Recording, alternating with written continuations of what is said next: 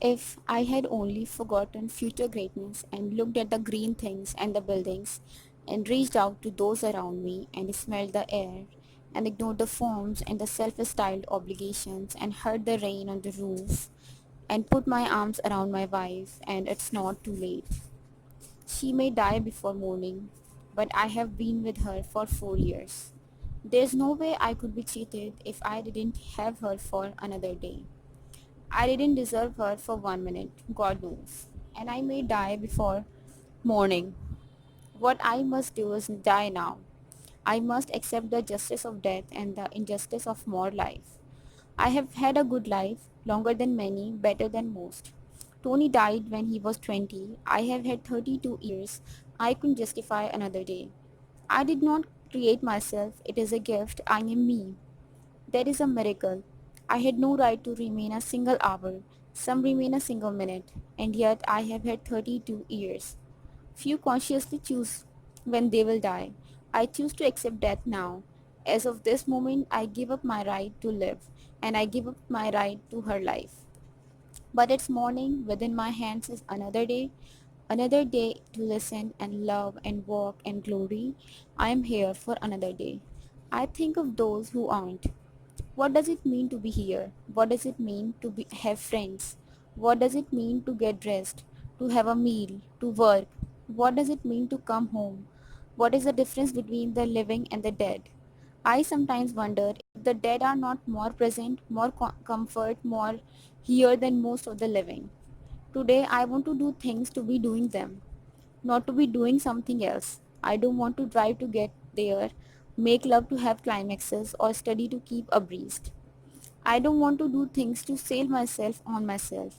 I don't want to do nice things for people so that I will be nice. I don't want to work to make money. I want to work to work. Today I don't want to live for, I want to live. My prayer is I will be what I will be. I will do what I will do. All I want to do, need to do is stay in rhythm with myself. All I want is to do what I do and not try to do what I don't do. Just do what I do. Just keep pace with myself. Just be what I will be. I will be what I will be, and I am not, am now what I am. Here is where I will devote my energy. My power is with me, not with tomorrow. I will work in rhythm with myself, not with what I should be. And to work in rhythm with myself, I must stay deeply connected to myself. Tomorrow is shallow, but today is deep as truth. God revealed his name to Moses, and it was, I am what I am. I am convinced that this anxiety running through my life is a tension between what I should be and what I am. My anxiety doesn't come from thinking about the future, but from wanting to control it. It seems to begin whenever I smuggle into my mind an expectation about how I or others should be. It is a tension between my desire to control the world and the recognition that I can't. I will be what I will be. Where is the anxiety in that? Anxiety is a recognition that I might not reach the rung on the opinion ladder I have just set for myself. I fear death most when I am about to exceed what I believe others think of me. Then death threatens to cut me off from myself because myself is not yet. I can't make my mark for all time. Those concepts are mutually exclusive. Lasting effect is a self-contradictory term. Meaning doesn't exist in the future and neither do I. Nothing I see will have meaning ultimately. Nothing will even mean tomorrow what it did today. Meaning changes with the context. My meaningfulness is here. It's enough that I am of comfort to someone today. It's enough that I make a difference now. What do I want to be in life? Here, I assume a reason for living that is separate from life. So many now believe their life is headed towards some grand finale. But maybe we are not moving in a direction any more than the world is. The belief that the events of my life are supposed to add up causes me to justify my past actions and plan against the future. The reason I don't want to drive, wait in line, run errands for others is that I think I know what my destiny looks like.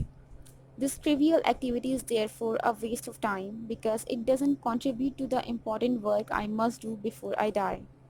The way for me to live is to have no way. My only habit should be to have none. Because I did it this way before is not sufficient reason to do it this way today. I can have a self or I can have consistent behavior. I cannot have both. The key to having more than enough time is to relax. Time is change. Therefore, I have more time per clock hour when I'm flexible. Rigid control means less time because less change. I can lengthen my life by staying out of doctrine and ruts. Confession is often an avoidance of change. If I confess it, I don't have to accept responsibility for changing it. I confess it's beyond my control and it shifts the burden. You have heard it, now what are you going to do about it? Deep inner awareness of what I have done and what my motive were can change me, but confession, confrontation, and even spoken forgiveness often get other people entangled in the net of my problem and hinder their freedom as well as complicate mine. Why do I judge my day by day how much I have accomplished? When I get to where I can enjoy just lying on the rug picking lint balls, I will no longer to be ambitious. I am holding this cat in my arms so it can sleep, and what more is there? After I had written this book, I told several friends. Their reaction was polite and mild. Later, I was able to tell them the book was going to be published. Most of them responded with the words, I am proud of you. Proud of the results, but not of the action. Everyone but I must look back on my behavior. They can only see my acts coupled with their results, but I must act now without knowing the results. Thus, I give my actions their only possible meaning for me. And true meaning always shows form. I choose to respond to this part of me and not to that part. I don't live in a laboratory. I have no absolute way of knowing what effects my conduct will have. To live my life for the outcome is to sentence myself to continue frustration and to hang over my head the threat that death may at any moment make my having lived a waste. My only sure reward is in my actions, not from them. The quality of my reward is in the depth of my response, the centralness of the part of me I act from. Because the results are unpredictable, no effort of mine is doomed to failure, and even a failure will not take the form I imagine. It will be interesting to see what happens, is a more realistic attitude toward future consequences than worry. Excitement, dejection, and irritation also assume a knowledge of results that I cannot possess. If I work toward an end, meantime I am confined to a process. The rainbow is more beautiful than the pot at the end of it, because the rainbow is now and the pot never turns out to be quite what I expected. There is a part of me that wants to write, a part that wants to theorize, a part that wants to sculpt, a part that wants to teach, to force myself into a single role, to decide to be just one thing in life, would kill off large parts of me. My career will form behind me. All I can do is let this day come to me in peace. All I can do is take the step before me now and not fear repeating an effort or making a new one. I say to people, I always do so and so, or I never do so and so, as if it being myself depended on such banal consistencies. Next time I will, from now on I will. What makes me think I am wiser today than I will be tomorrow? Boredom or discontent is useful to me when I acknowledge it and see clearly my assumption that there is something else I would rather be doing. In this way, boredom can act as an invitation to freedom by opening me to new options and thoughts. For example, if I can change the activity, can I look at it more honestly? The more I consult my deeper feelings throughout the day, the more I fall back into that place of quiet knowing to see if what I'm doing is what I want to be doing. Then the less I feel at the end of the day that I have been wasting time. Perhaps the waste was never in the activities themselves, but in my pulling forth too petty a justification for doing them. I have recently noticed that intermittently my mind takes a quick mental survey of my activities up to that point in the day in order to determine my progress. This process is spontaneous, almost unconscious, and seems inherent. If what I have done doesn't appear to further my advancement, I feel slightly depressed and enervated, and I sense a desire to head in a destructive direction. For example, to go, really go, to pot. Any direction seems preferable to no direction at all, but that is not the actual alternative. Discouragement, if pursued, is the exercise of an option to turn from creative to non creative, mental activity to turn from what is present to what is over, to turn from that which builds to that which destroys. By becoming conscious of the option my mood sets before me, I am free to decline it.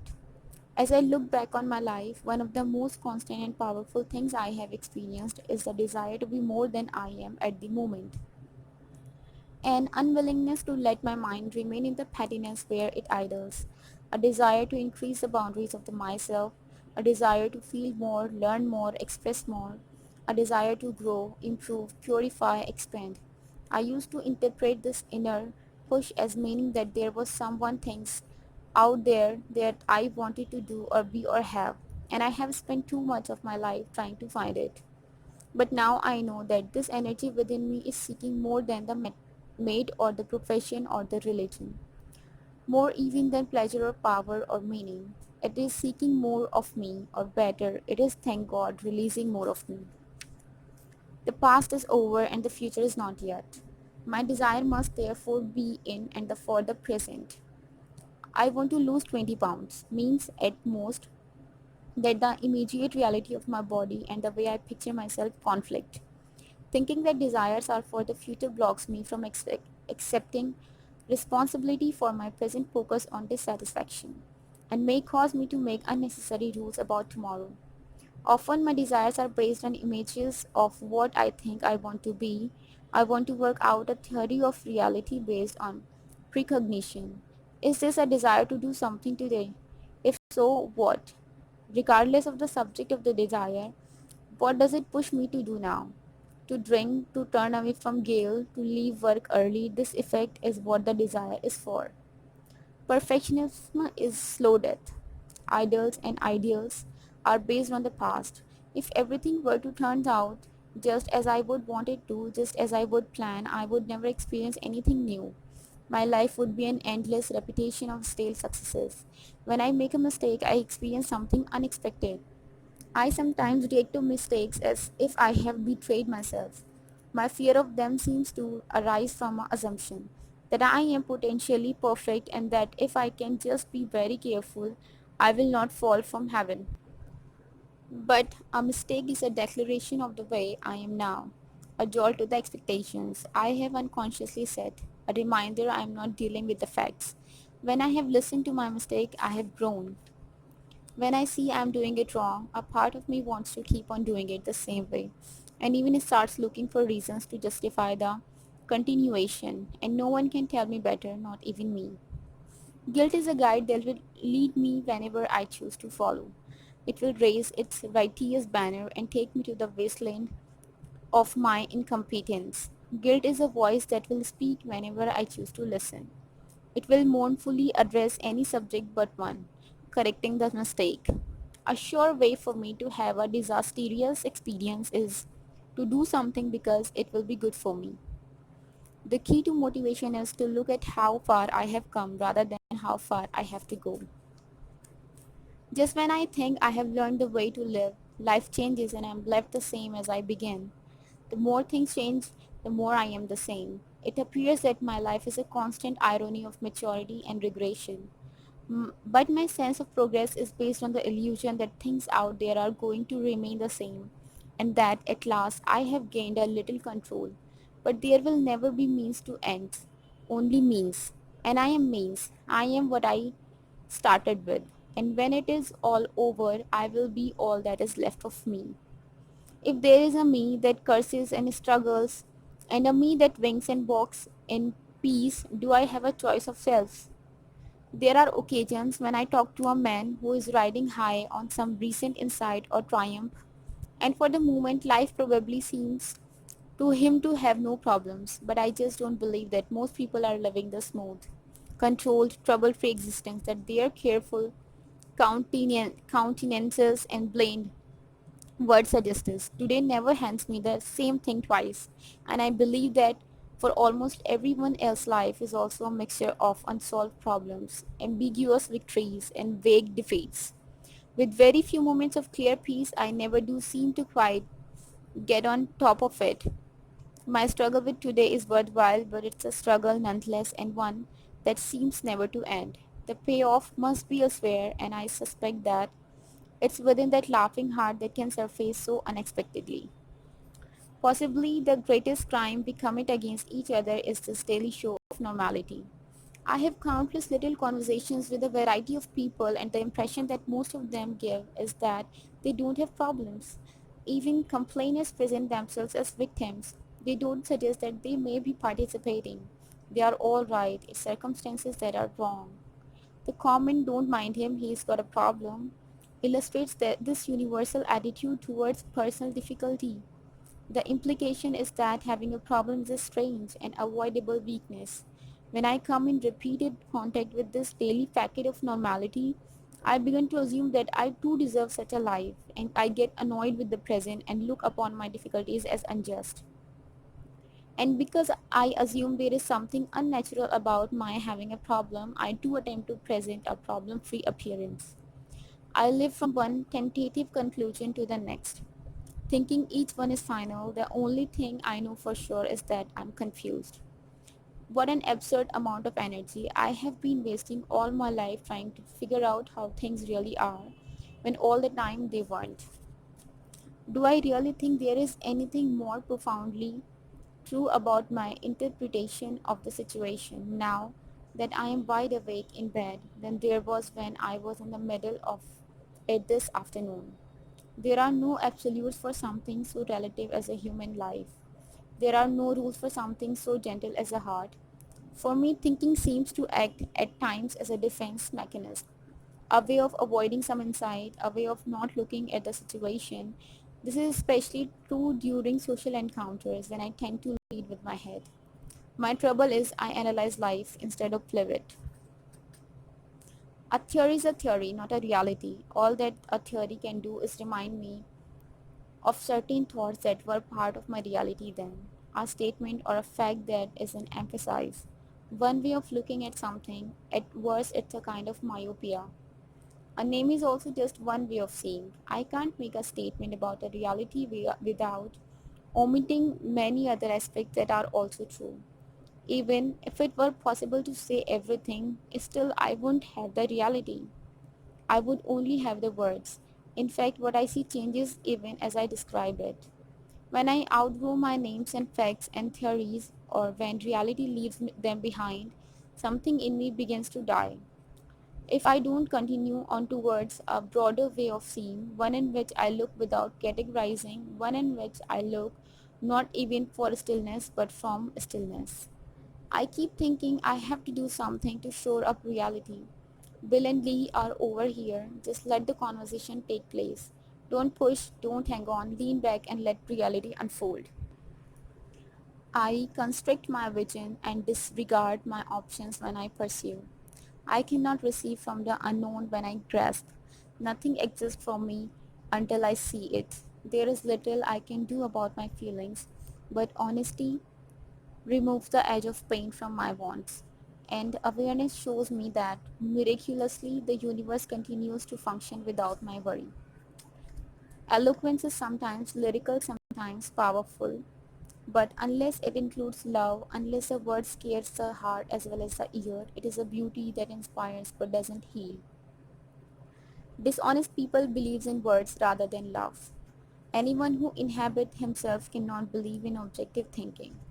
I am at peace with myself leads to the trapdoor at the bottom of the soul below, which is a recognition even more disconcerting than equality. The wordless experience that I am you and you are me. Now that I know I am no wiser than anyone else, does this wisdom take me wiser? The number of things just outside the parameter of my financial reach remains constant, no matter how much my financial condition improves. With each increase in my income, a new parameter forms and I experience the same relative sense of lack. I believe that I know the specific amount needed that would allow me to have or do these few things I can't quite afford. And if my income would increase by that much, I would then be happy. Yet when the increased amount comes, I find that I'm still discontent because From my new financial position, I can now see a whole new set of things I don't have. The problem will be solved when I accept that happiness is a present attitude, not a future condition. I don't need a reason to be happy. I don't have to consult the future to know how happy I am now. The thought you are lucky, it could have been worse, is the kind of gratitude I can do without. It also could have been better, or actually, it could have been any other way than the way it was. At first, I thought that to be myself means simply to act the way I feel. I would ask myself a question such as, what do I want to say to this person? And very often the answer was surprisingly negative. It seems that my negative feelings were always the ones I noticed first.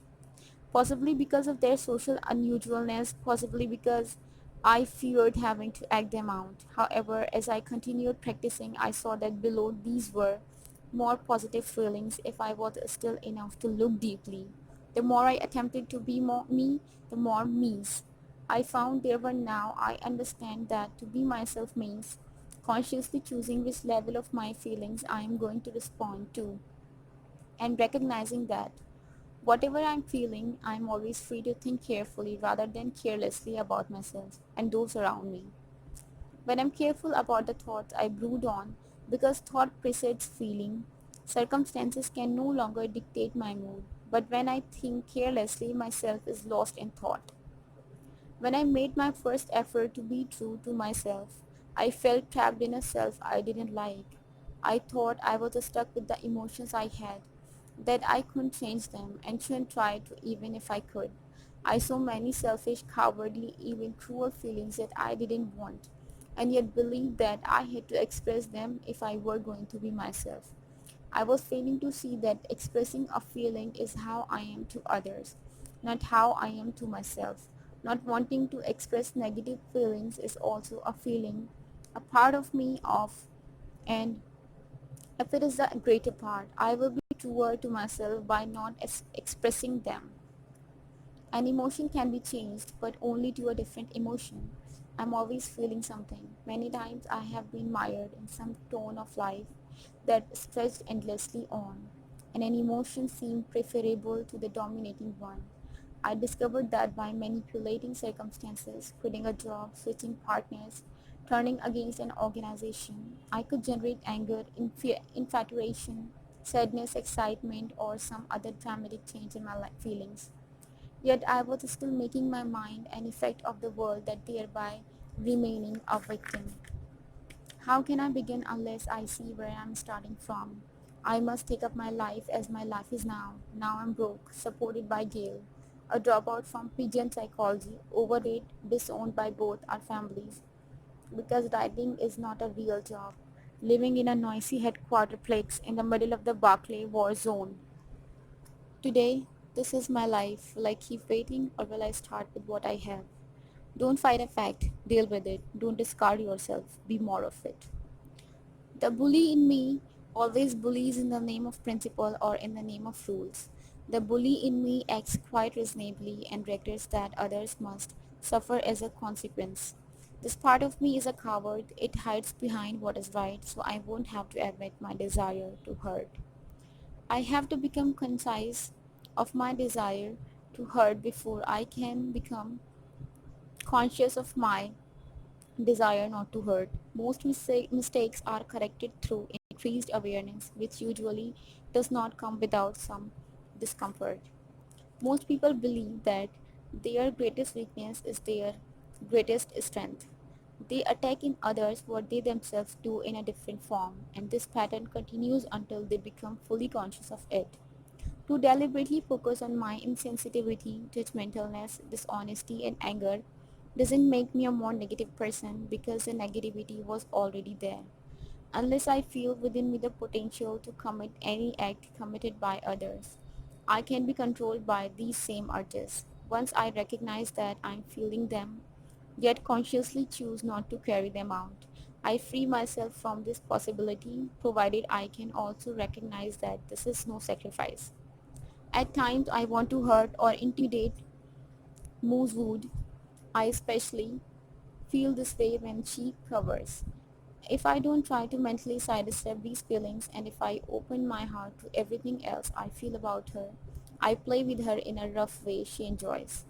There's a palpable resistance that must be endured to allow kindness into the eyes, but the result is like the wave of a magic wand. A second before, she was an object to be kicked. Now she's my dog with feelings of her own that I want to protect. If, on the other hand, I avoid my urge to hurt or try to agonize in spite of it, the urge grows. To ignore my feeling is to condemn myself for having them. And it's as if the rejected part of me reacts by getting nasty. I don't have to fear any feelings I have. Even a murderous feeling doesn't make me a murderer. However, to deny my darker emotions can have serious consequences. When I disown a feeling, I do not destroy it. I only forfeit my capacity to act it out, and as I wish. Even to think guiltily or irritatedly about the feeling merely strengthens its hold on my mind. Yet, regardless of the state I am in, I am always free to draw upon my reserves of stillness and peace. And whenever I do, the inner shift is subtle but profound. I become peacefully depressed, peacefully fearful, peacefully angry. But whereas the effect of my mood before was to pull others down with me, now I leave the world uncontaminated. If love is at the core of us, we can add love to any misery we feel. Tonight, a little boy fell into my lap and looked up at me for affection. I felt tight and awkward. I was battling myself so hard over how I should feel that I didn't pause long enough to see how I did feel.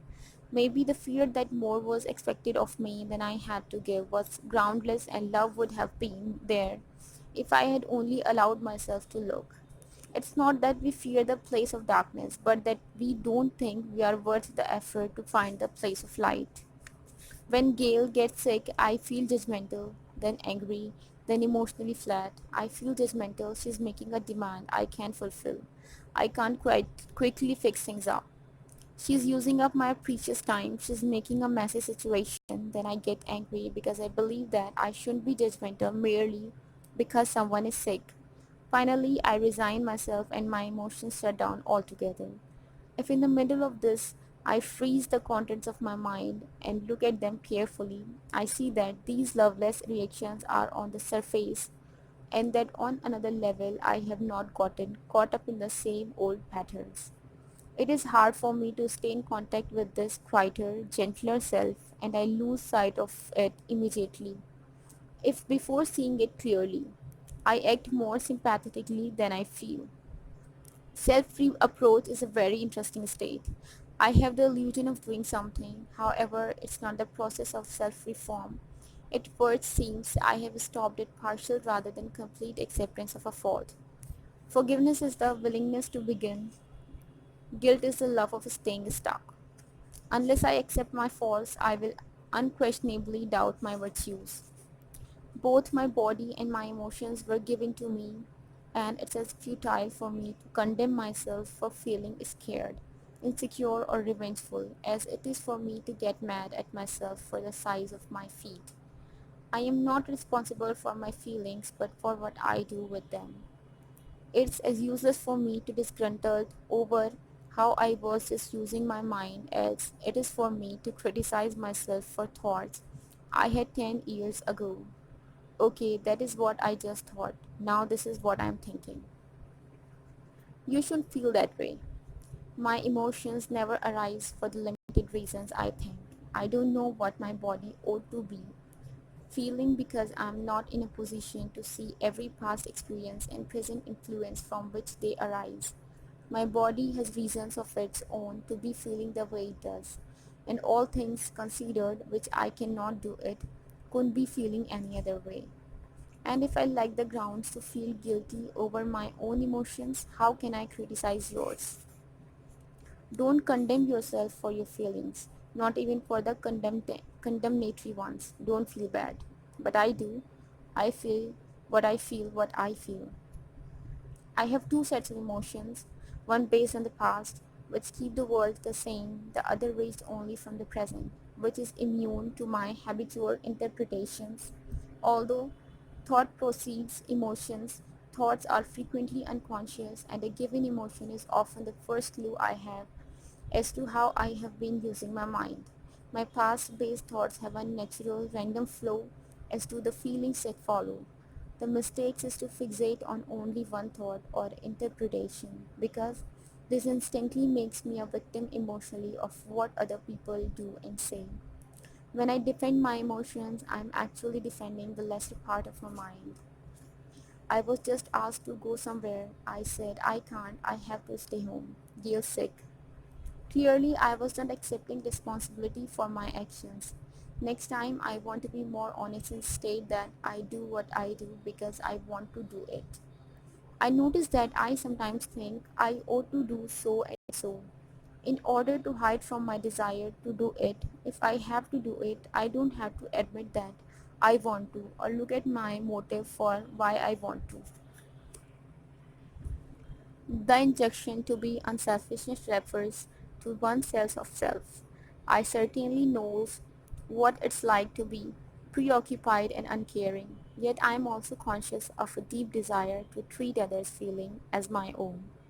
Each of us is selfish in the sense that we are always doing what some part of us wants. Generosity feels at least as rewarding as greed.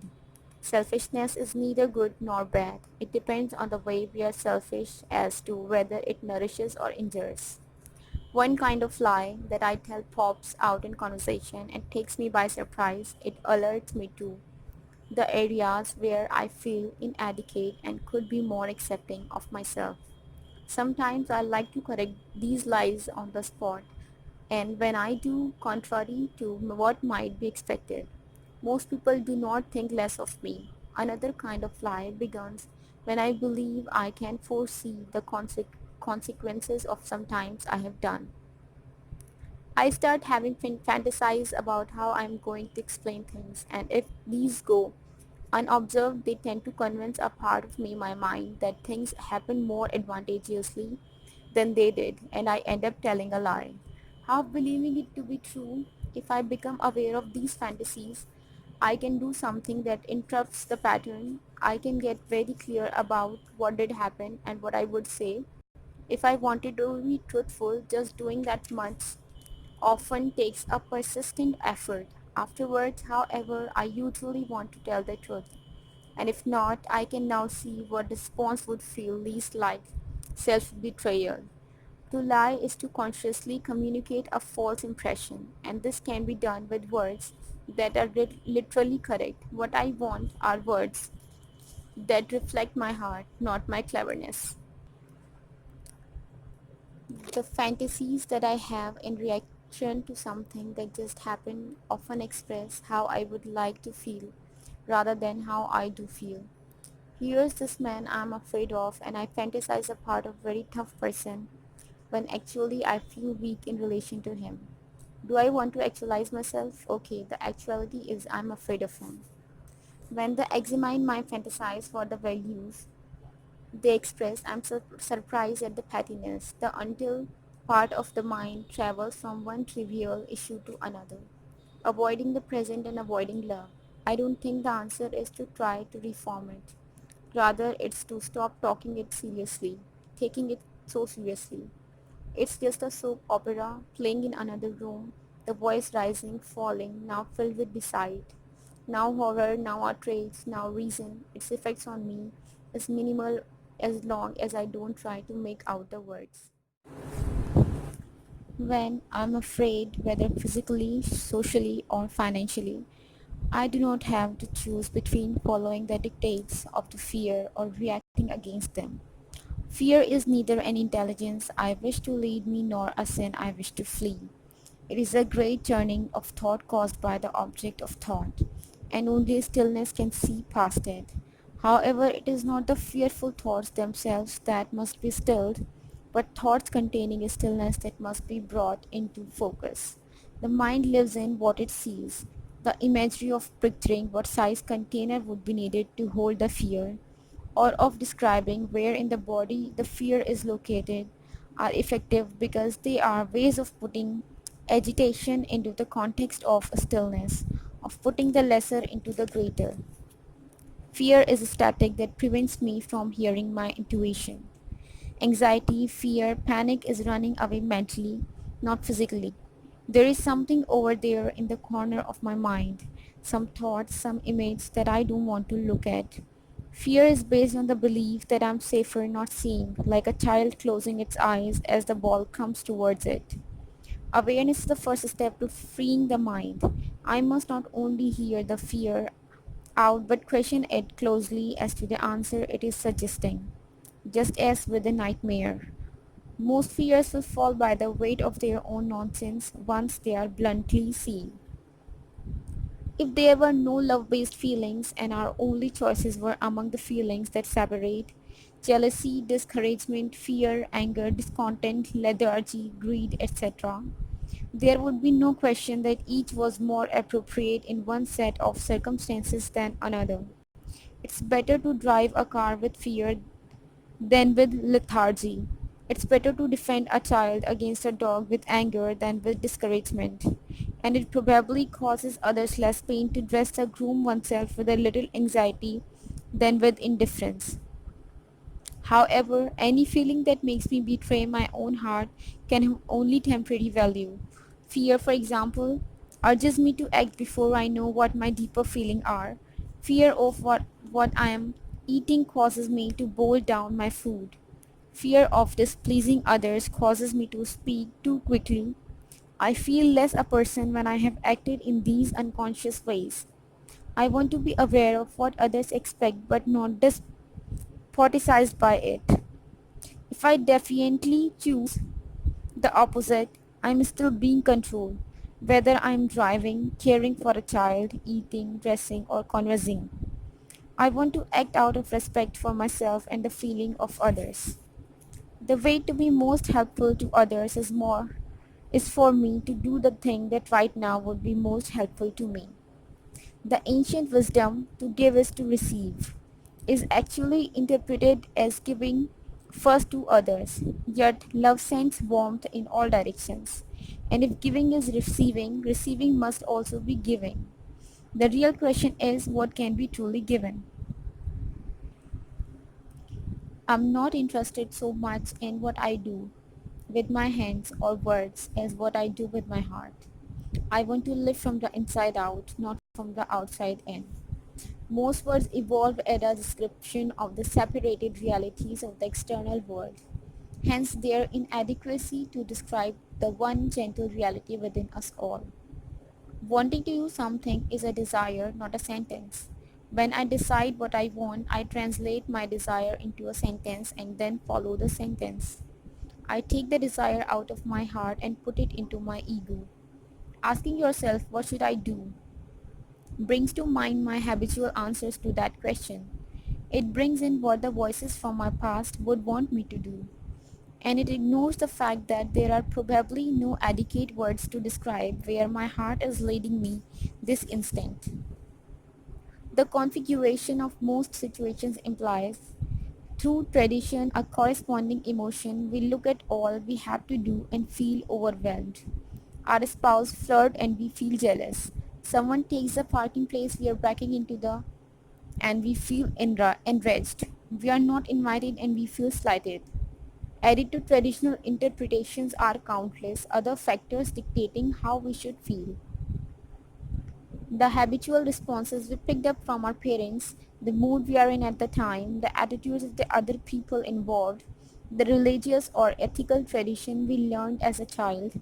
Thus, in reality, we can do respond quite differently to the same provocation each time it occurs. The shoulds in how I should feel conflict to the point of anxiety, which is how I feel much of the time. Only the stillness of my heart is consistent, and it does not dictate how to behave but merely how to see. If I want to clarify what it is I wish to do about the situation, it would be helpful to be certain I know the difference between how I see this man and how everyone is telling me he is. I do not see Rudy as malicious. How do I see him? Here I run into the problem of how I really see him versus trying to remain consistent with how I told everyone I saw him. I can be faithful to my image or faithful to myself. I can get more directly at what I am feeling most deeply if I think I instead of you, and stop talking to myself in the third person. The third person postulates an audience and so tends to elevate how I appear over how I am. Analysis is condemnation. I ask myself, why do you want to do that? This question is ill-willed. I am seeking a motive that I have prejudged unworthy of me. Second guessing my motives undermines faith in my own mind and leads to a decision to thwart the desire I had. A healthier approach would be to accept the desire and simply seek to learn its direction. Seek to clarify it rather than judge it. Most decisions, possibly all, have already been made on a deeper level than the sentence level of the mind, and my going through a reasoning process to arrive at them seems at least redundant. The question, what do I want to do, may often be a fearful reaction to the unconscious decision I have already made. It's quite different from what do I really want to do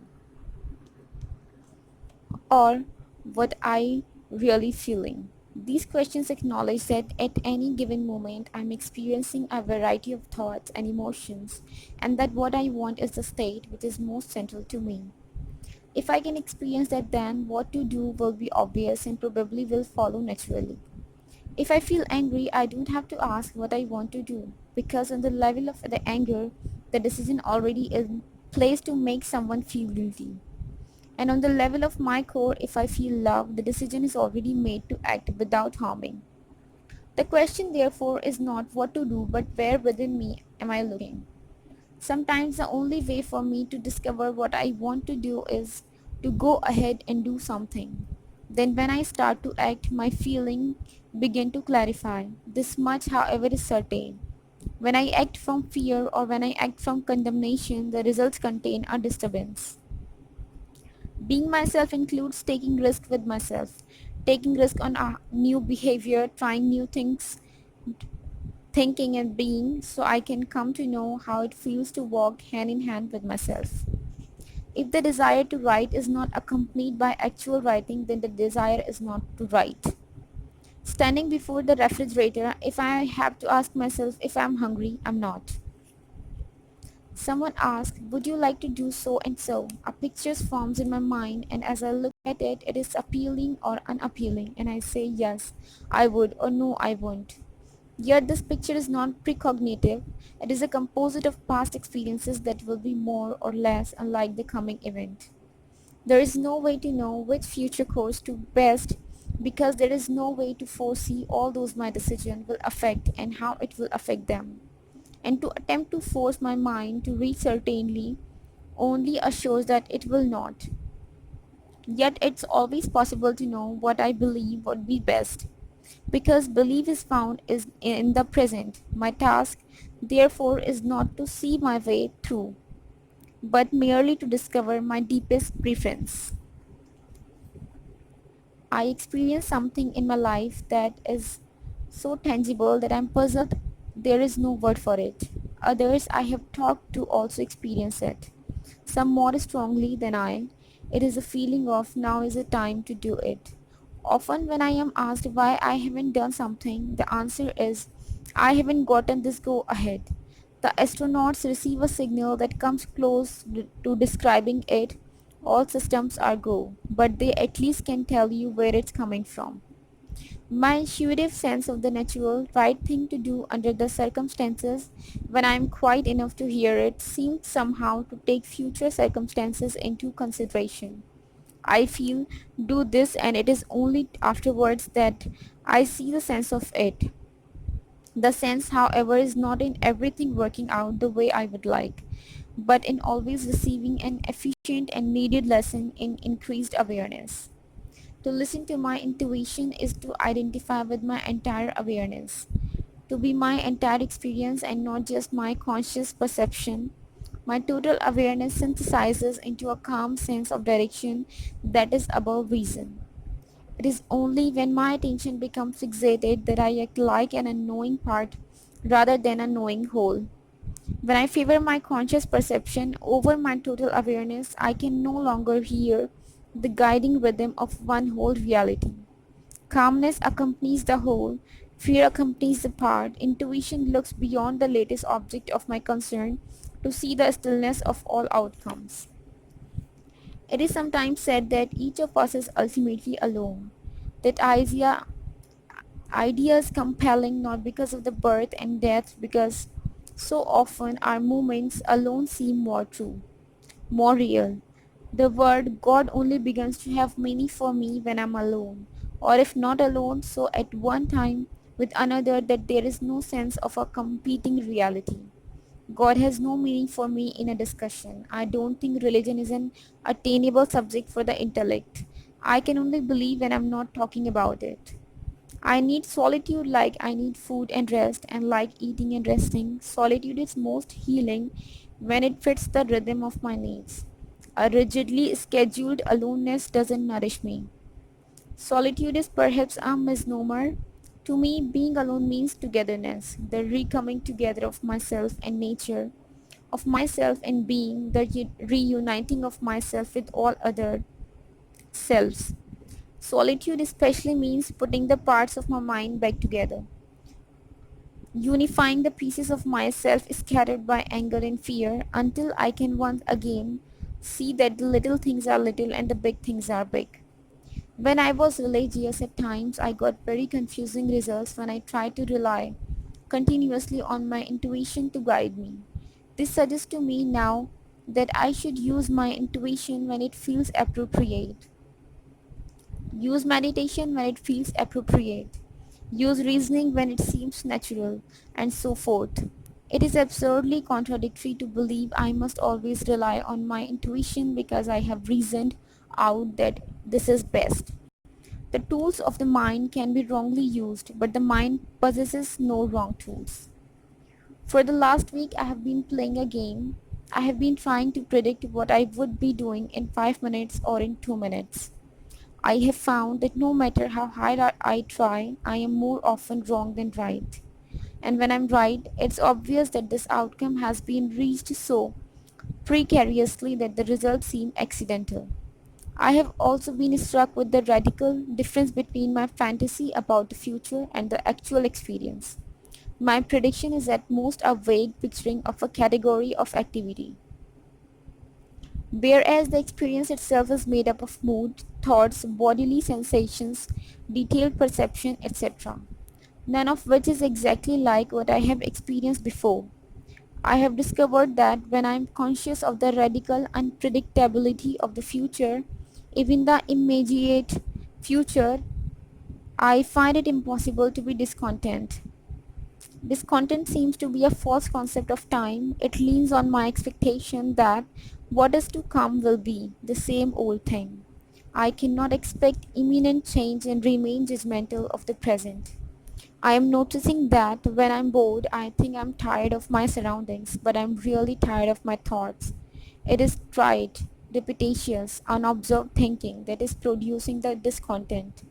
Adopting a quiet awareness, a kind of listening attitude, usually freshens my mind and brings the situation I am in to life. Dishonesty splits the mind. If my attention is wandering, there is somewhere it wants to go.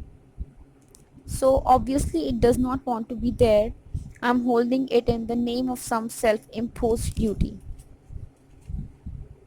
A plan eliminates discontent by promising change. But ironically, a plan is only my decision to imagine a different future. And if allowed too rigidly, it blocks my sensitivity to the people around me. Sometimes my discontent works like this. I don't like what I'm doing and can't think of an acceptable alternative.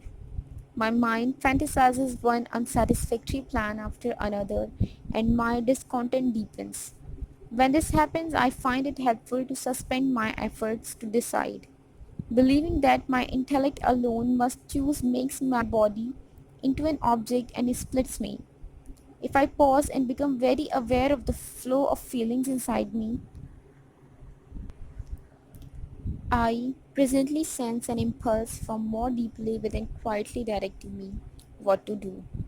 or I notice that I have already acted and that deciding was not a part of it. Sometimes the what to do is to put my entire self, pour myself into what I'm already doing. In other words, to bring all of me into the present. It is not always necessary to think words. Words often keep me from acting in a fully conscious way. Fear, indecision, and condemnation feed on words. Without words, they usually die. When I'm trying to figure out how I should relate to someone, especially a stranger, if I will stop thinking words and listen to the situation and be just open, I find that I act in a more appropriate, more spontaneous, often original, sometimes even courageous way.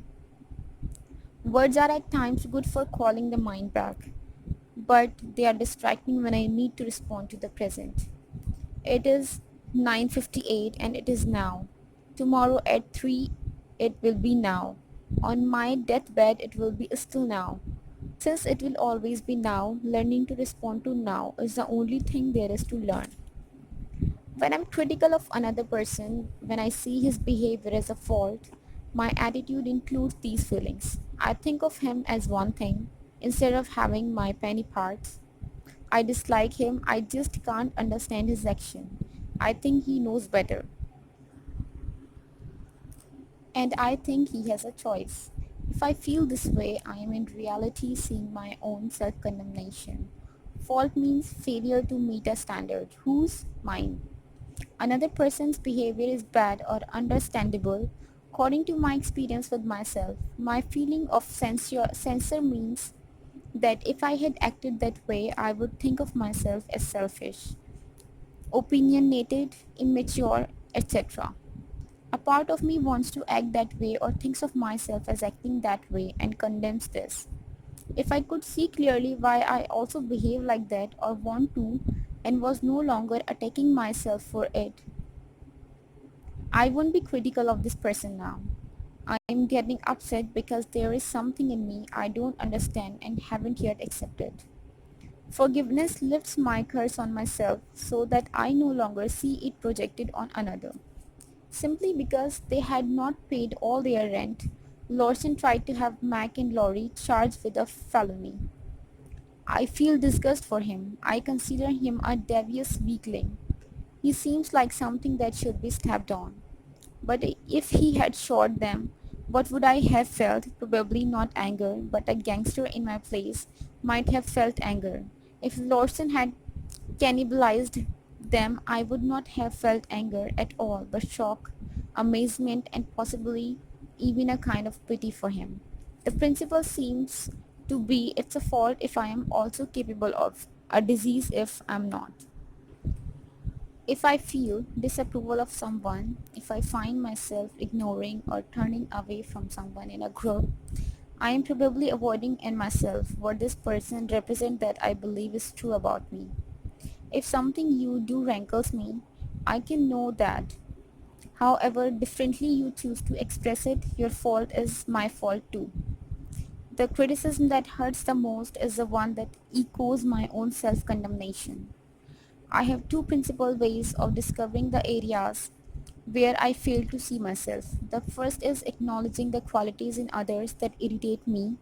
The second is acknowledging the comments that have made me defensive. To discover what irritates me, I merely review my latest encounters, but I have more difficulty recognizing when I'm defensive. I can sometimes identify it by the following syndrome. I answer quickly. I feel an urge to say more than I need to. I explain, try to persuade, and feel impatient when I interrupted. I feel frustrated even if I appear to succeed, as if the damage has already been done. I am incapable of taking the other people's comments anyway, but seriously. Their words never seem light or funny. Yet when my reaction becomes apparent, they often take the situation lightly. If it's afterwards that my defensiveness surfaces, usually because I have been chewing on what was said, my mental state has these characteristics. I think hurriedly. I think in circles, replaying the scene and endlessly revising my part. I look for ways to justify attacking back, never fully admitting my true motive, and I feel a strong resistance to stopping and implementing a procedure, any procedure that would change my mental tone. Now that I know that when I criticize another, I am seeing my own fault. I like to be very honest and very specific in my criticism. After I get it straight how I think this fault works in someone else, I can then look at my own behavior with a surprising new clarity. This way of criticizing works best when I do it silently. When I feel defensive, if I will remain aware of my defensiveness and yet be careful not to push the other person to behave in a way that would justify my desire to attack, I can continue being responsible for my own defensiveness. No one is wrong. At most, someone is uninformed. If I think an individual is wrong, either I am unaware of something or the person is. So, unless I want to play a superiority game, I had best find out what he or she is looking at. You are wrong means that I don't understand you. I'm not seeing what you are seeing, and I'm not seeing all of you there is to see. But there's nothing wrong with you. You are where you need to be, doing what you need to be doing, and although I may take steps to protect myself or others, I do not know all that therefore am literally inadequate to judge. I always seem to be feeling either superior or inferior, one up or one down, better off or worse off than everyone else. The superior moments are elating, but the rare and blessed moments are when I feel equal. There is no such thing as best in a world of individuals. Why this need to divide up, classify, and neatly package every new acquaintance? For me to try to classify something so complex as an individual human merely demonstrates my own shallowness. A judgment of another person is an abstraction that adds qualities which are not there and leaves out what is unique. When I classify individuals, I turn them into objects. The only way for me to contact other people is to experience them, not think about them. This is such a core to talk to Bill. Why is he such a drag? Versus this, I make such a core for myself when I talk to Bill. How do I make it so hard? The way to resolve this need to share my marital troubles with a friend and still remain loyal to Gail is to express them as mine and not as caused by her. It is equally important to choose carefully the friend to whom I speak because the mere act of talking about our relationship distances me from it, especially if I know in my heart that the listener will take my side. When Bruce said he had trouble getting along with his mother, I liked him better. I like a man with faults, especially when he knows it. To err is human. I am uncomfortable around gods. I have the choice of being right or being human. If I meet someone I have been criticizing, I am usually nicer than I feel. Being careless towards another leads to being careless towards myself. It is impossible to make a general statement that covers every exception, and yet discussions and arguments so often consist of each person pointing out the obvious exceptions to the other person's statements. I can't legitimately disagree with what you say about yourself, only with what you say about what is not yourself. The most I can answer to what you say about yourself is that I'm different. The statement that communicate most clearly about me, you now hear, and all final authorities are present. A generalization is an assertion that what is true for me is also true for not me. I notice that I often talk in generalities to produce the illusion that my truth is shared. In this way, I pick up a little support, sameness for my individuality and don't feel so alone. Sometimes when I generalize, I'm saying, let's pretend I'm God. And of course, the other person argues that point endlessly. Yet I notice that when people simply trust themselves enough to state their thoughts as their thoughts, I not only pay more attention to what they are saying, but it helps me to look deeper into myself. If you will tell me the way you see it rather than the way it is, this helps me discover more fully the way I see it. Whenever I find myself arguing for something with great passion, I can be certain I'm not convinced.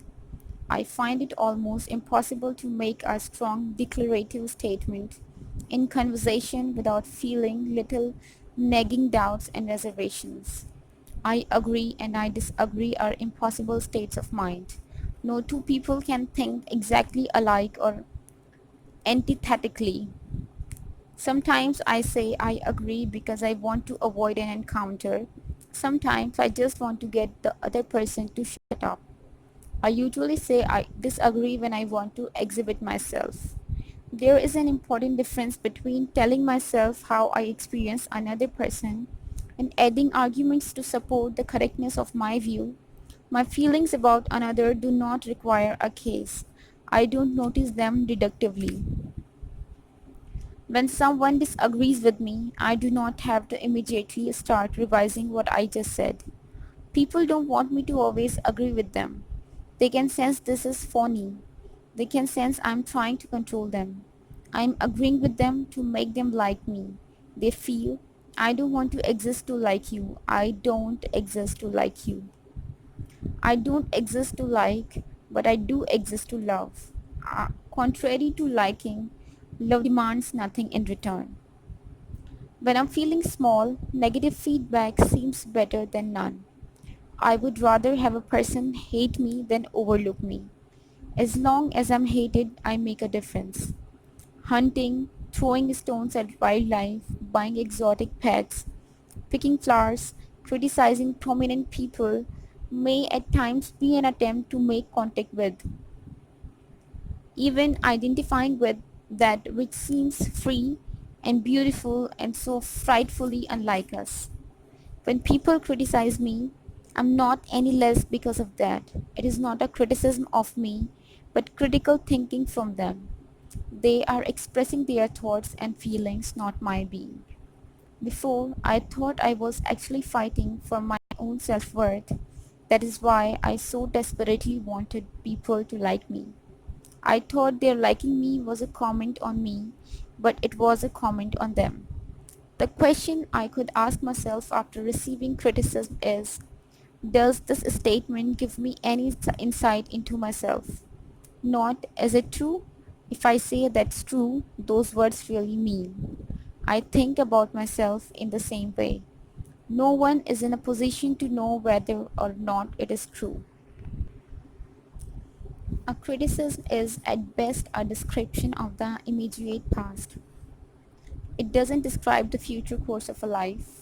So is it true to how I have been or true to what I will be? And more importantly, to which end will I use it? What an ass I made of myself. No, I didn't make the impression, it was her impression of me. I don't come across as any one thing. I don't predetermine a set reaction. There are any number of ways people can react to what I do. How they choose to react is their responsibility. This is a little harder to see if I make a big hit. I don't have to react to criticism with hurt feelings. It's my interpretation of the meaning for me that produces the pain. Bob says sometimes you act like a 3-year-old.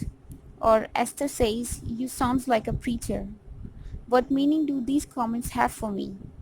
I am the one who must choose to interpret them as derogatory. They are not inherently so.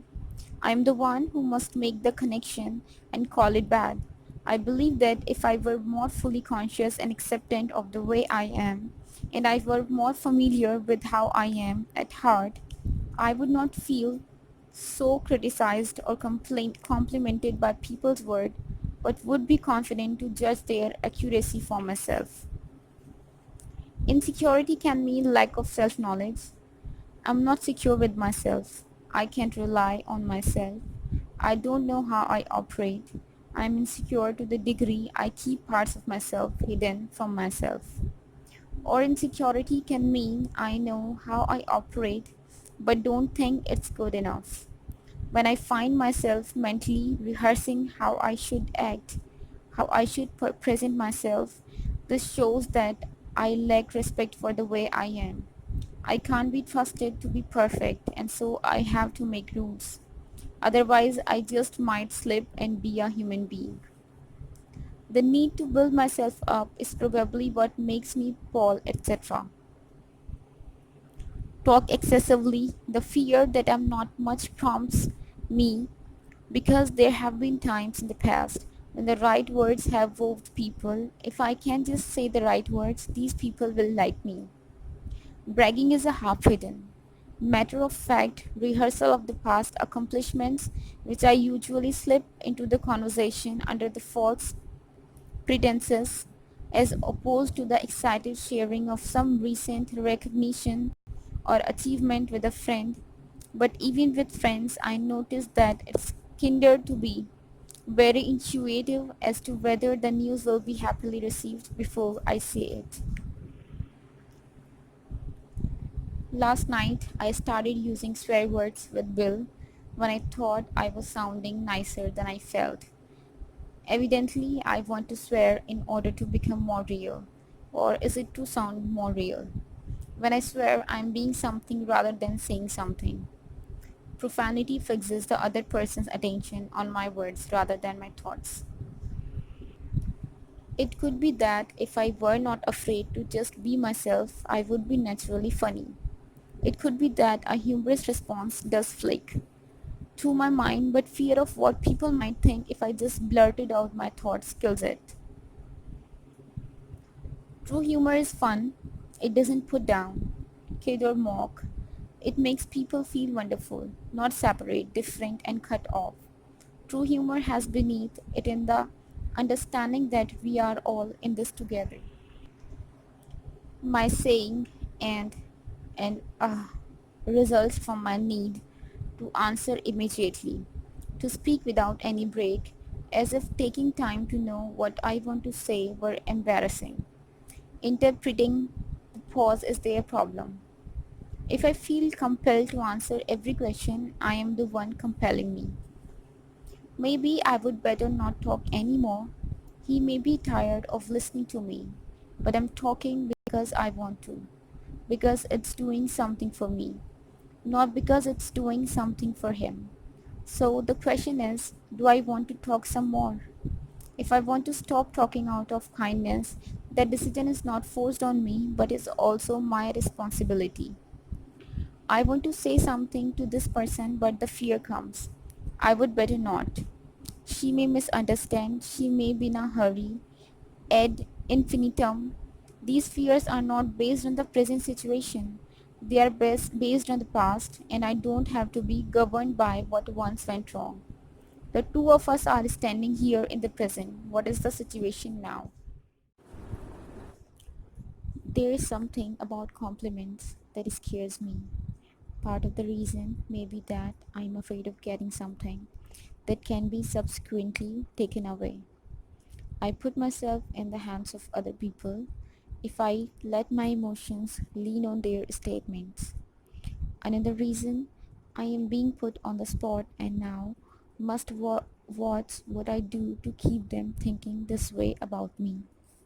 Another, there is a part of me that knows I'm not as good as their compliments imply. Another, I have often been insincere when saying similar things. Flattery can stir me up as much as criticism if I take it too hard. Both Bill and Bob have accused me of wanting to make them my father when I have complimented them excessively. What motivates me to blow up another person bigger than life? Possibly it's because I see this good in them and want it to be all in all. I want to lose myself in it. I don't know what it's bad, just unnecessary. It's looking to the limited for the unlimited. It seems very similar to becoming infatuated with a beautiful woman. The way to handle praise is honestly. Laurel said, "You are one of the kindest people I have ever known." I could have said, "I believe I'm kind, but not as kind as you see me." We have known each other only a short time, and I have been putting my best foot forward. After you know me better, I realize you believe you will agree I can be as thoughtless as the next guy. My friendship with Laurel seems to typify a dynamic that many of my newly forming friendships go through. At first, we saw only each other's virtues, now we are seeing only each other's faults. If we make it through this latter stage, maybe we will see each other and truly be friends. Interest change, friendship based on mutual interest is doomed. Real friendship is an unshakable faith in what was once truly seen, no matter how recently or long ago.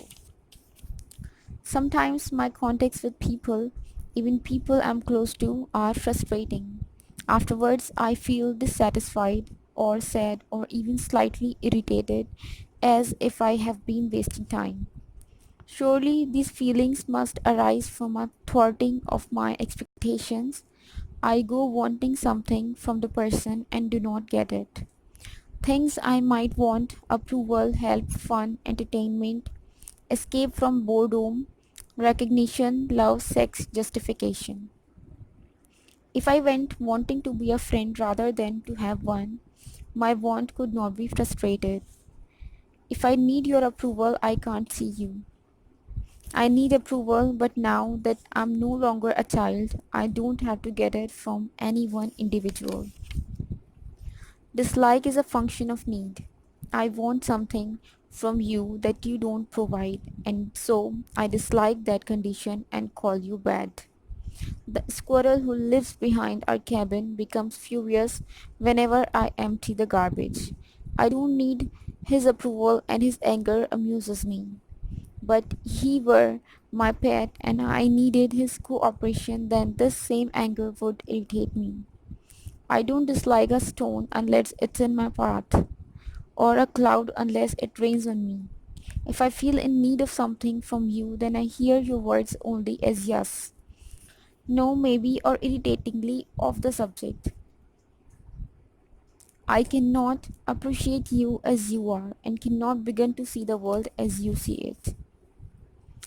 Most conversations seem to be carried out on two levels: the verbal and the emotional. The verbal level contains those things that are socially acceptable to say, but it is used as a means of satisfying emotional needs.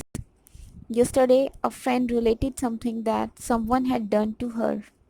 I told her why I thought the person had acted the way he had, and she became very upset and started arguing with me. Now the reason is clear.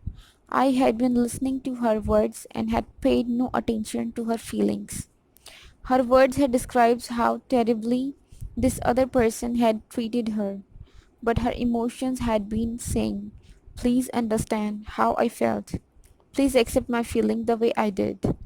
The last thing she wanted to hear from me was an explanation of the other person's behavior.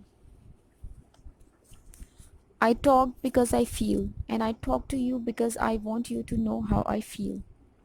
My statements are requests, my questions are statements, my trivia is an invitation to be friends, my gossip is a plea. Please see me as incapable of that. Please respect me. My arguments insist. I want you to show respect for me by agreeing with me. This is the way I say it is. And my criticism informs you. You hurt my feeling a minute ago. If I ignore the emotional plea and respond only to the words, I will not be communicating with you. There will not be a flow of understanding between us. I will not be feeling you, and so I will be frustrated, and you will be also. The heart of any conversation is the demand being made on my capacity for understanding. If I feel frustrated, that is a good sign. I am avoiding the emotions you are trying to communicate.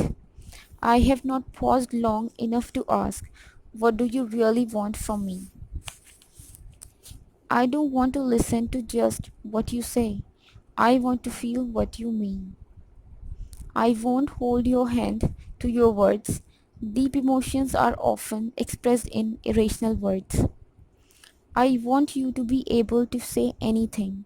even what you don't mean. I'm afraid of your silence because of what it could mean.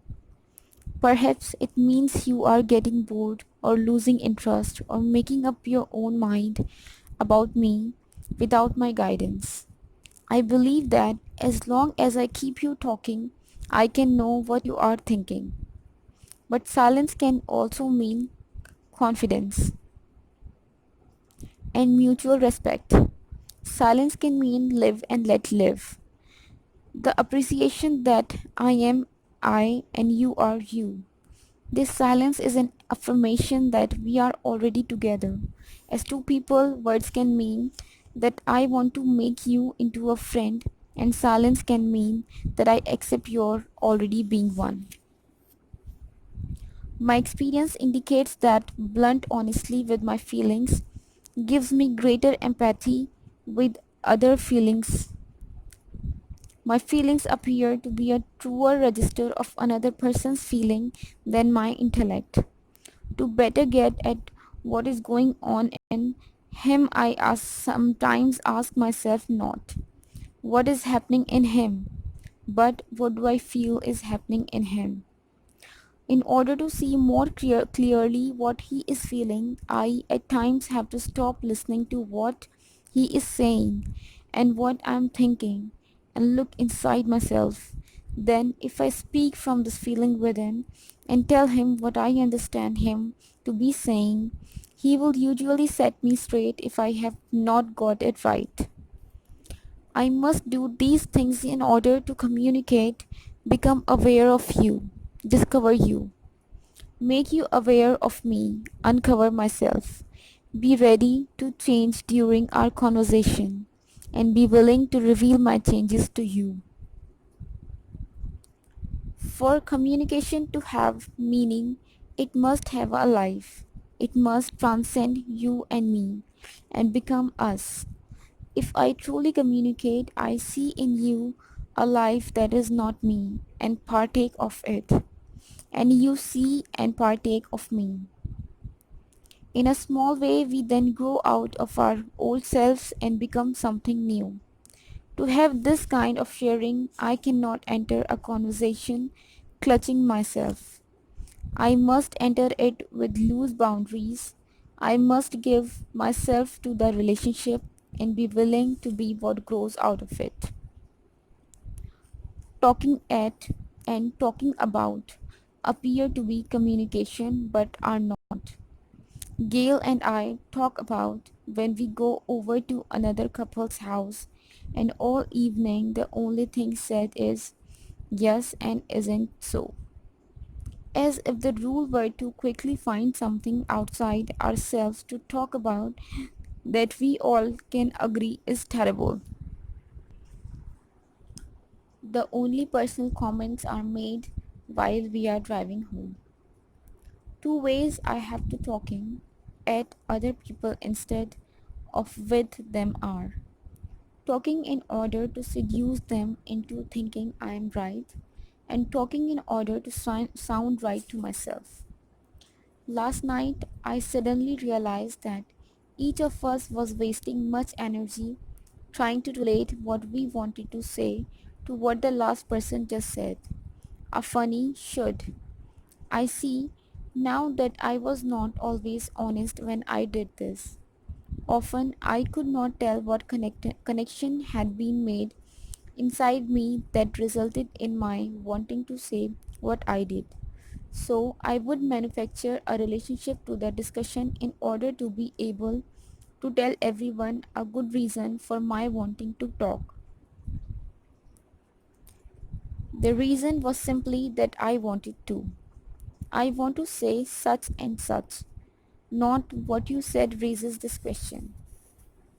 Standard greetings and the formalities of politeness are often phony. It is a mistake, however, to conclude the following social conventions is dishonest. Even if a convention is an empty form, if I am clear that my motive is to make life easier on other people, the content of the convention is honest. Honesty without care is conceit. If I want to communicate with you, I must keep you informed of my feelings.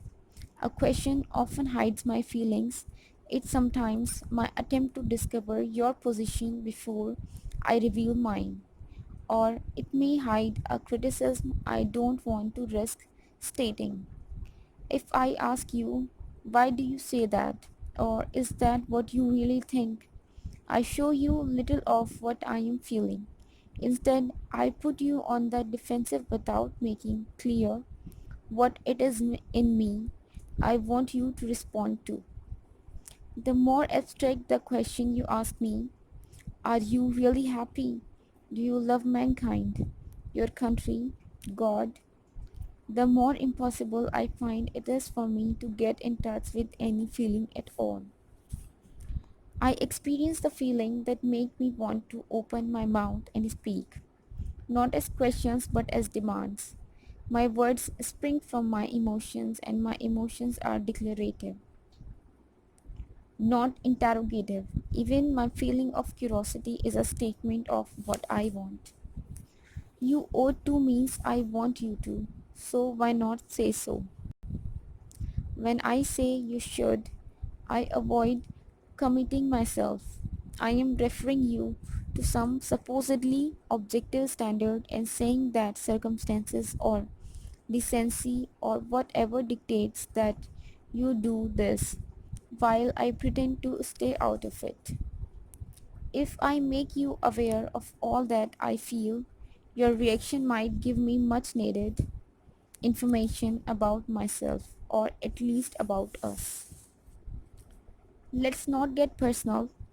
Unless what you say relates to me as a person, it is just words without life.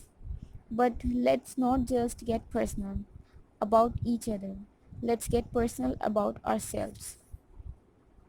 Whether written or spoken, the more deeply personal and the more uniquely applicable people's thoughts are to their individual lives, the more I find that what they say has meaning for me.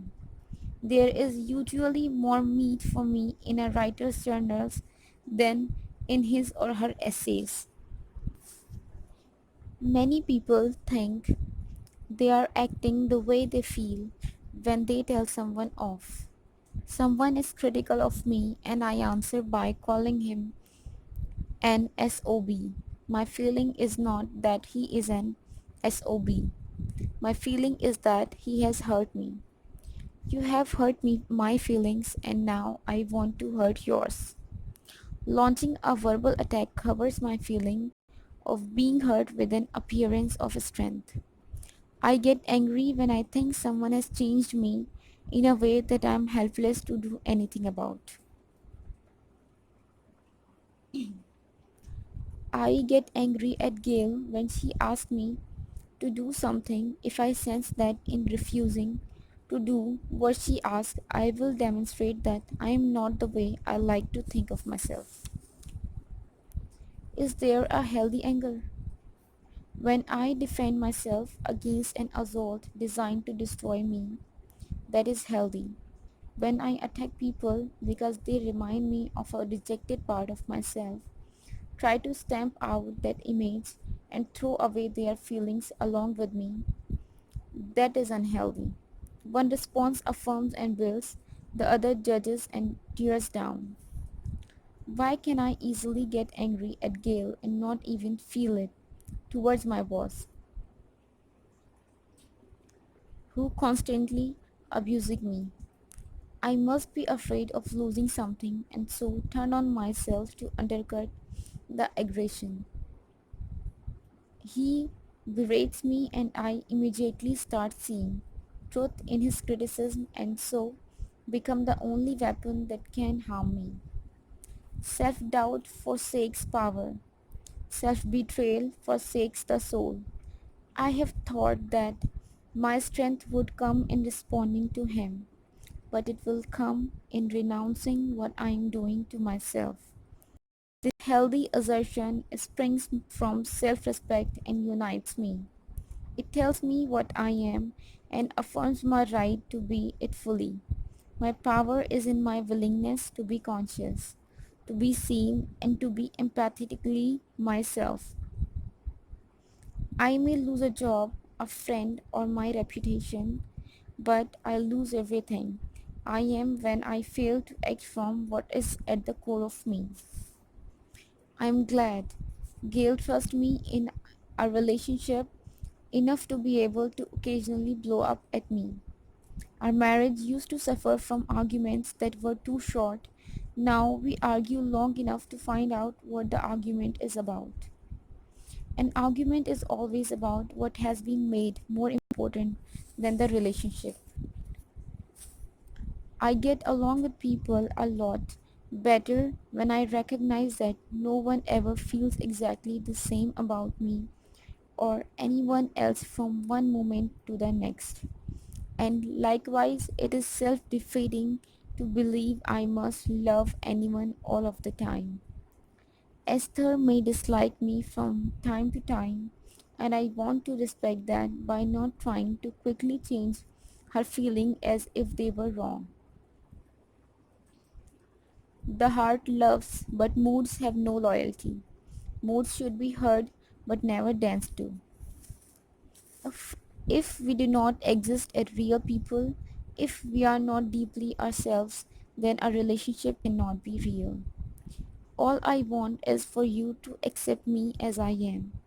Yes, and all I want is for you to accept my not accepting you. I want to support my friends even in their mistakes. I must be clear, however, it is the friend and not the mistake I'm supporting. I can't assume that this woman wants to go out with me simply because I want to go out with her. But I can open my eyes and see if she does and take a reasonable risk and ask her without trying to predetermine her answer by the way I phrase the question. If she could choose any man she wanted, she probably would not choose me. But I have been strongly attracted to women who were far from ideal and knew it. The question is not how do I compare with all men. The question is am I attractive to this woman at this time? Am I good looking or too fat? That can't be answered, but how is she experiencing with me? Can be. To get the answer, I have to look to her and not at me. If my sexual desire for a woman is so strong and so persistent that it's getting in the way of my communication with her, I might do her and me a favor by telling her so. I have done this several times in my life, and each time I felt the woman appreciated it, although once the husband did not. One woman surprised me by saying she felt the same. One said she did not feel that way about me. One woman did not say. Yet in all instances except the last our communication seemed freer afterwards. This approach, however, requires that I be deeply honest with myself about my motives, because so often when sex is mentioned, people think they are being asked to do something. Therefore, to bring this subject up can easily become not an exercise in openness, but a deceitful manipulation. And if I truly wish to ease communication rather than make it more difficult, I must also be honest as to whether I need speak at all. I feel attracted to Lay as she walks in the door with Bill. Now, if I'm open, if I broaden my awareness to include Bill's presence, Gail's presence, my emotions, etc., then my response will be in rhythm with the situation as a whole.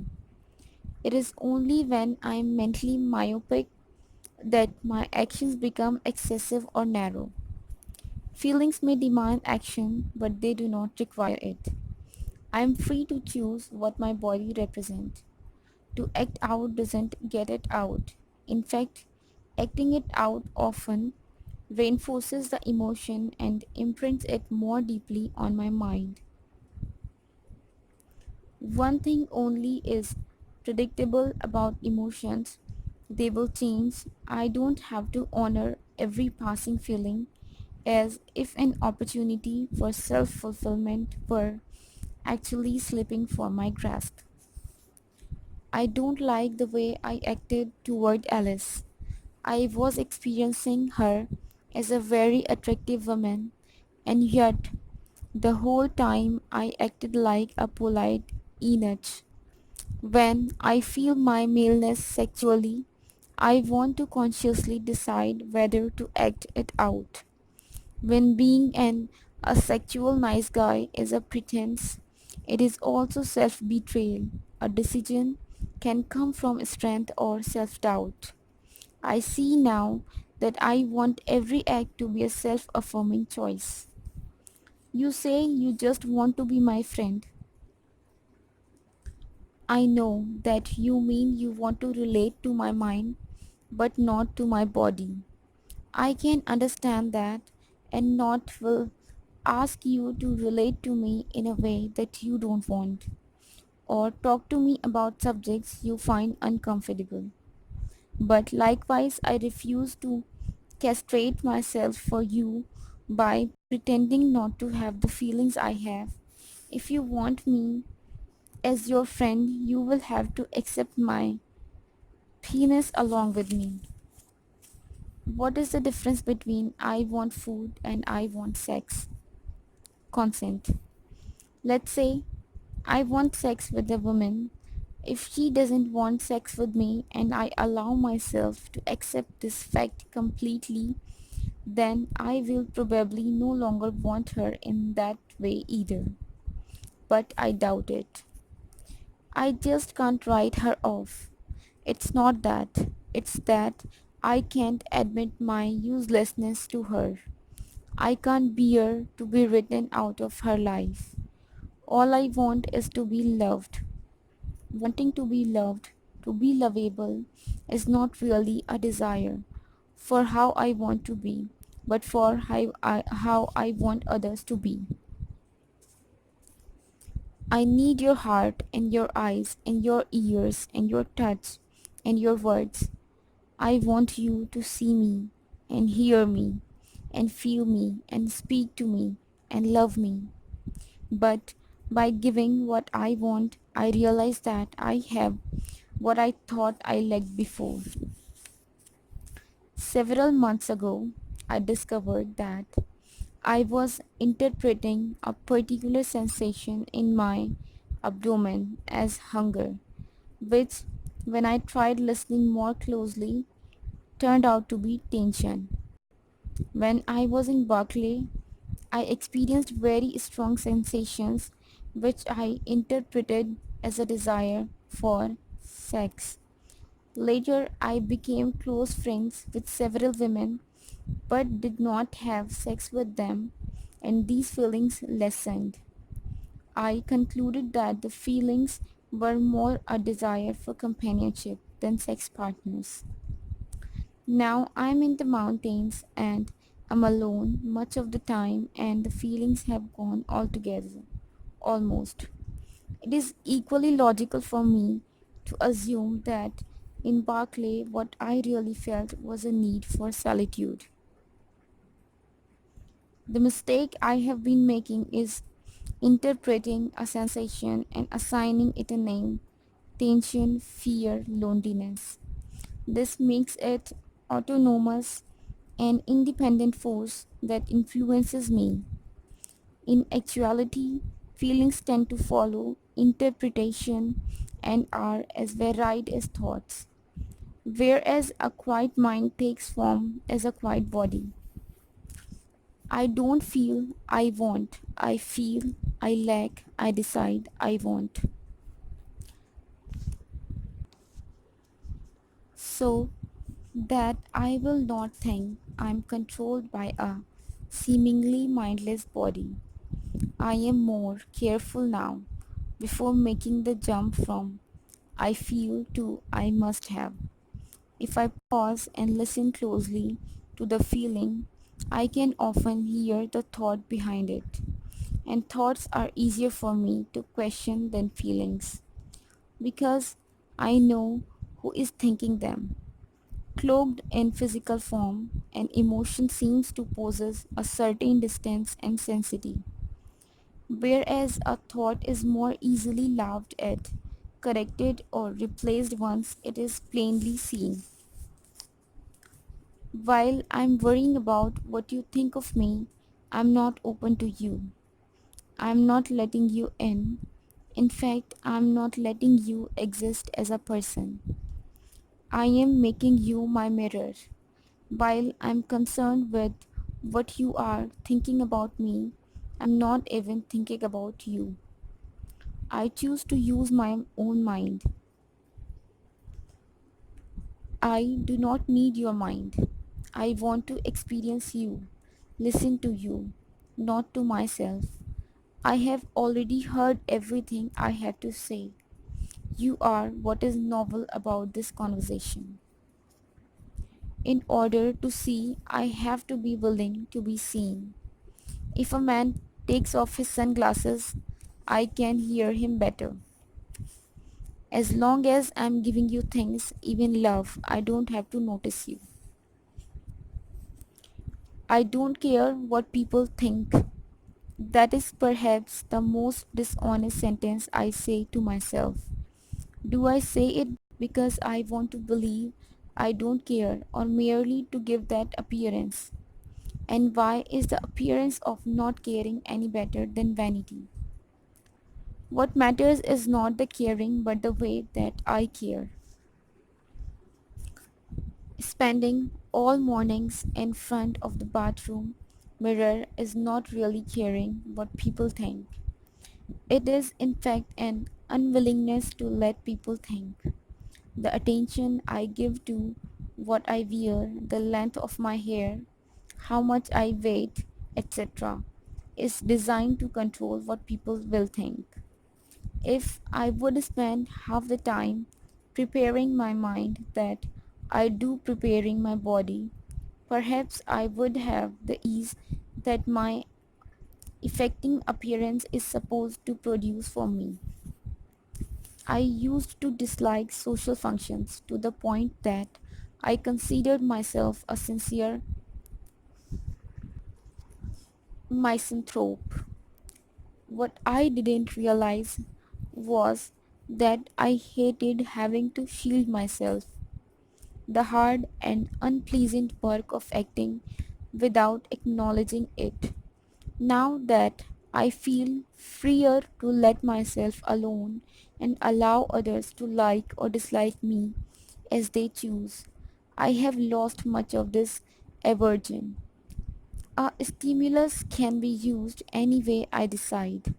The sight of another person can be my cue to relax. The sight of a crowd can be my cue to peace. I learn most about myself by observing myself in relation to others.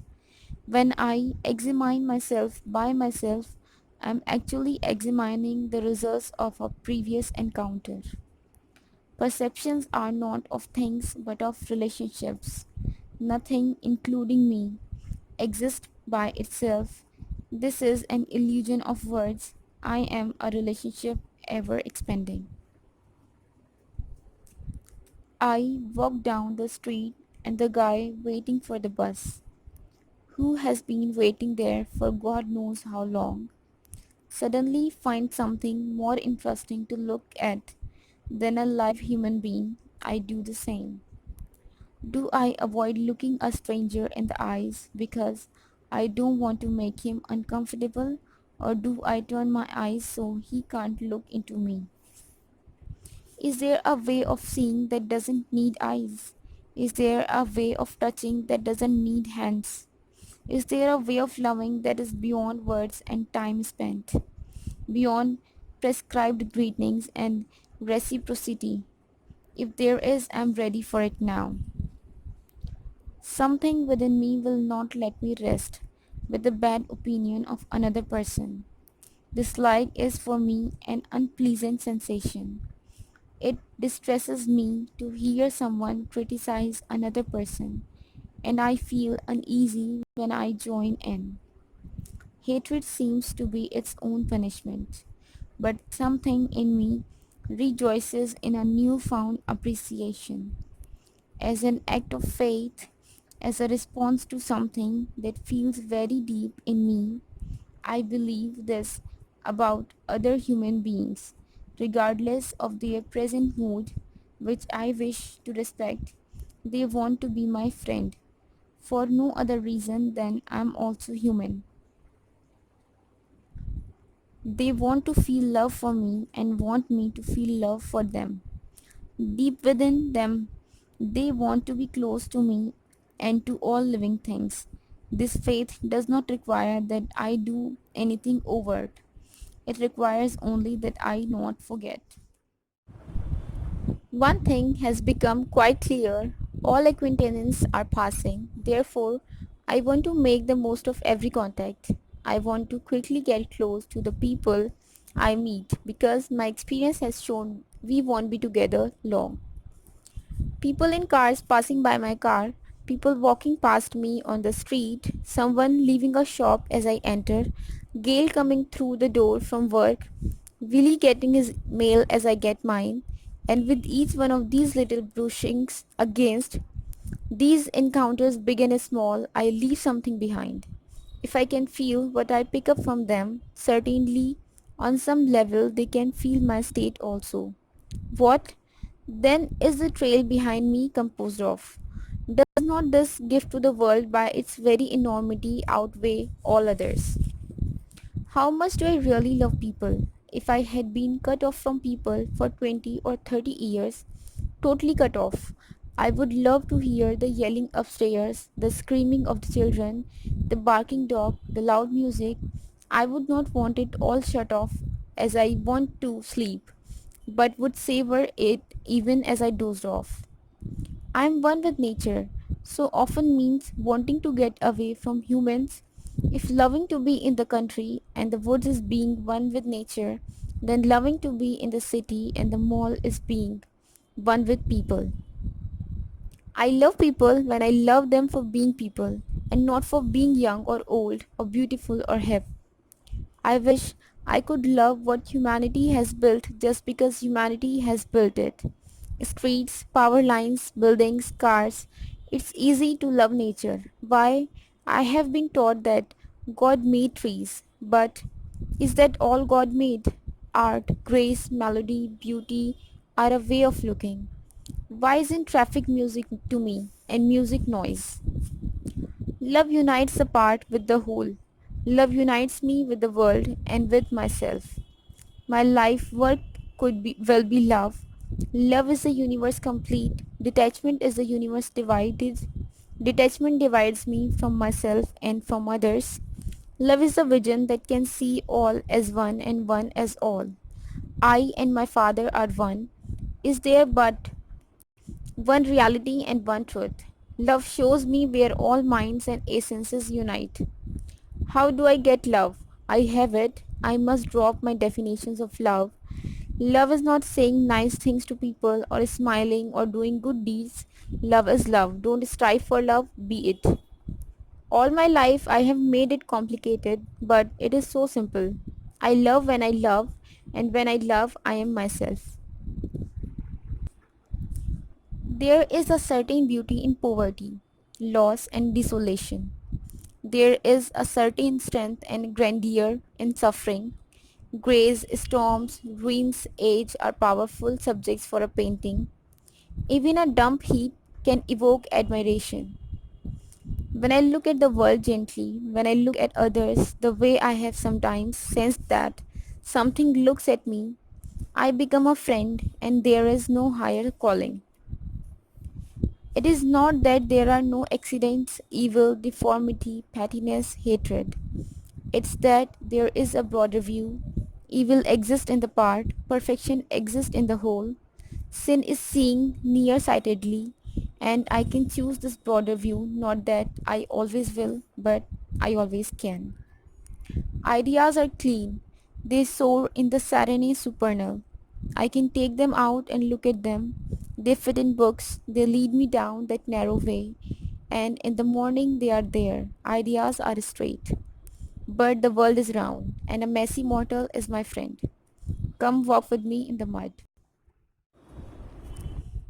To the reader, I enjoyed writing this book, but now I'm feeling some limitations in it, and I want you to know my reservations. First, my notes sometimes sound like exams, and I question the helpfulness of self evident truths, even my own. Truth is not a statement, and yet I can remember times during the writing when I believed I was presenting truth. There are statements I have heard or read that have come back to me from time to time, and some that had little meaning when I ingested them later surfaced with surprising force. But no set of words has retained constant value for me, and none was but a shadow of the reality it pointed to. Second, I keep thinking of exceptions to what I have written, or maybe they are additions. Maybe both are true. For example, last night I heard myself say to a man, "Let's not get personal." In apparent contradiction to what I had written in one of my notes, what I had come to realize was that my style of being congruent just wasn't working with this person. Yet he took it this mild reprimand and even called himself on it several times afterwards. A strictly abstract discussion followed and lasted for several hours. It greatly pleased him and it brought us closer together than we had ever been. My third point concerns a time in this book I speak of my choosing the positive in me to act on the instead of the negative. But frankly, I don't experience choice, decision, and will. As the neat packages their names imply, I decide suggests a starting point, a spontaneous creation, whereas what I experience within me is more a flow that has always been going on. I flow in one direction and not in another. And as I notice this direction, I say to myself, I have decided if choice were in reality the selecting of one part of me over another, then my decisions would divide me and alienate the unchosen parts. What I see in my life is an ever deepening awareness that unites me as it goes to the core of me. My awareness deepens and my behavior becomes more positive. I experience depth of awareness and degree of positiveness as one thing. Choice implies that they are separate and so makes the will appear more important than it is. The fourth point is that I keep seeing a higher truth, and this disturbs my sense of having completed this book. For example, I talk about accepting my feelings and not condemning myself for the negative ones. But I'm wondering now if all feelings are not equally useful when acknowledged. Grief, worry, doubt, and suffering at times can act almost like faithful intuitions that set me straight. In this book, I talk about how boredom has sometimes enlarged my range of options. I recently found that tiredness can be a delicious feeling if I value it, and a few weeks ago I discovered that by appreciating a feeling of revenge, I got in touch with my compassion. It happened like this. After receiving a great deal of strident criticism from a man, I found that I was having many spontaneous revenge fantasies. I tried to accept these but felt I was stuck and then nothing productive was happening. Then it occurred to me to do something more than just accept my fantasies. I tried going with them, I tried to enjoy them and to make them even bigger and more outrageous. And a surprising thing happened. After I had created a particularly violent ending to a fantasy, I suddenly saw this person in an entirely new light. I saw the side and I felt an understanding and warmth for him that I had not experienced before. I am no longer so sure that what is so often called love is the greatest thing in the world, that it is any better for me or for those to whom I express it than, say, anger. Other people's anger, especially when I can get past reacting defensively, has taught me some unforgettable lessons. I don't think I would choose to have those moments replaced by love. Faith in what is happening inside another seems more valid an attitude than discrimination. If there is any good, I have to see it first in me and then live what I see. I do not need more to believe. I already believe enough. What I need is a willingness to try out the contents of my own heart. Now, if it's true, I am not yet sure that it is that I will come to appreciate all my feelings as they are and not just accept them, but see them as innocent indicators, then I need to rewrite much of this book. But if I do that, of course, I will no longer be at the same level of learning that I am now, and as my vision changes, the thoughts that are helpful will change with it. The answer must be for me to use an idea as long as it is usable and not be afraid to let go of it.